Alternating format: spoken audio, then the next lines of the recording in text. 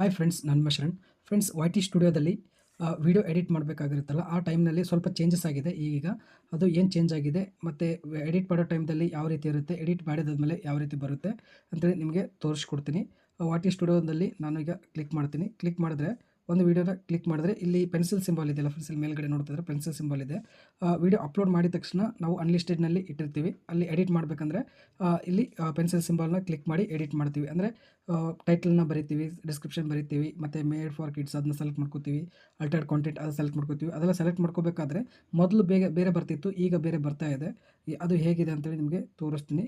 ಈಗ ಏನೇನು ಬರ್ತಾ ಇದೆ ಇಲ್ಲಿ ನೋಡ್ತಾ ಇದ್ರೆ ಟೈಟಲ್ ಸೇಮ್ ಇದೆ. ಇಲ್ಲಿ ಟೈಟಲ್ ಆದಮೇಲೆ ಇಲ್ಲಿ ಡಿಸ್ಕ್ರಿಪ್ಷನ್ ಬರ್ತಾ ಇತ್ತು ಫಸ್ಟು.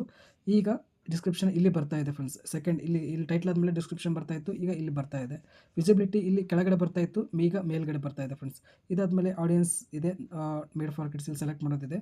ಪ್ಲೇ ಲಿಸ್ಟು ಇಲ್ಲೇ ಸೆಲೆಕ್ಟ್ ಇದೆ ಫ್ರೆಂಡ್ಸ್. ಅದಾದಮೇಲೆ ಇಲ್ಲಿ ನೋಡ್ತಾ ಇದ್ರೆ ಮಾನಿಟೈಸೇಷನ್ ಸಪ್ರೇಟ್ ಬರ್ತಾ ಇತ್ತು. ಇಲ್ಲಿ ಮಾನಿಟೈಸೇಷನ್ ಬರ್ತಾ ಇತ್ತು, ಮಾನಿಟೈಸೇಷನ್ ಅಂತೇಳಿ ಬರ್ತಾ ಇತ್ತು.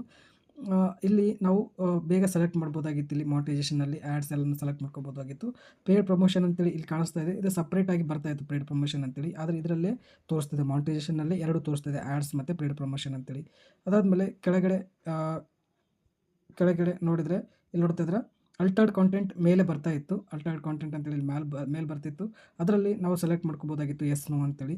ಆದರೆ ಇದರಲ್ಲಿ ಕೆಳಗಡೆ ಬರ್ತಾ ಇದೆ ನೋಡ್ತಾರೆ, ಅಟ್ರಿಬ್ಯೂಟ್ಸ್ ಅಂತೇಳಿ ಇದೆ, ಅದರೊಳಗಡೆ ಇಲ್ಲಿ ಬರ್ತಾ ಇದೆ. ಇದನ್ನು ಇಲ್ಲಿ ಯಾರೋ ಮಾರ್ಕಿದ್ದಲ್ಲ, ಅದನ್ನು ಕ್ಲಿಕ್ ಮಾಡಿದ್ರೆ ಅಲ್ಟರ್ಡ್ ಕಾಂಟೆಂಟ್ ಅಂತೇಳಿ ಒಂದು ಆಪ್ಷನ್ ಇರುತ್ತೆ, ಅಲ್ಲಿ ನಾವು ಸೆಲೆಕ್ಟ್ ಮಾಡ್ಕೋಬೋದು. ಇಷ್ಟೆಲ್ಲ ಚೇಂಜಸ್ ಆಗಿದೆ ಫ್ರೆಂಡ್ಸ್. ಇದೆಲ್ಲ ಚೇಂಜಸ್ ಆದಮೇಲೆ ನಾವು ಎಡಿಟ್ ಮಾಡ್ತೀವಿ. ಎಡಿಟ್ ಮಾಡಿದಾದಮೇಲೆ ಮೊದಲು ಹೇಗಿತ್ತೆ ಅದೇ ರೀತಿ ಬರ್ತಾ ಇದೆ ಫ್ರೆಂಡ್ಸ್. ನಿಮ್ಗೆ ತೋರಿಸ್ತೀನಿ ನಾನು.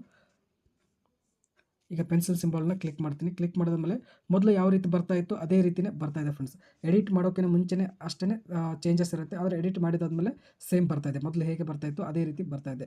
ಫಸ್ಟು ಟೈಟಲ್ ಇದೆ, ಆಮೇಲೆ ಡಿಸ್ಕ್ರಿಪ್ಷನ್ ಇದೆ, ವಿಸಿಬಿಲಿಟಿ ಇದೆ, ಮಾನಿಟೈಸೇಷನ್ ಇದೆ, ಇಲ್ಲ ಆಡಿಯನ್ಸ್ ಇದೆ, no it's made for kids ಇದೆ, ಇಲ್ಲಿ ಸೆಲೆಕ್ಟ್ ಮಾಡ್ಕೋಬೋದು. ಅದಾದಮೇಲೆ ಪ್ಲೇ ಲಿಸ್ಟ್ನ ಸೆಲೆಕ್ಟ್ ಮಾಡ್ಕೋಬೋದು, ಅಲ್ಟರ್ಡ್ ಕಾಂಟೆಂಟ್ನ ಸೆಲೆಕ್ಟ್ ಮಾಡ್ಕೋಬೋದು. ಈ ರೀತಿ ಎಲ್ಲನೂ ಇದೆ ಫ್ರೆಂಡ್ಸ್.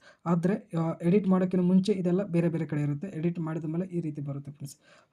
ಇದು ಸ್ವಲ್ಪ ನನಗೇನು ಇಷ್ಟ ಆಗಲಿಲ್ಲ.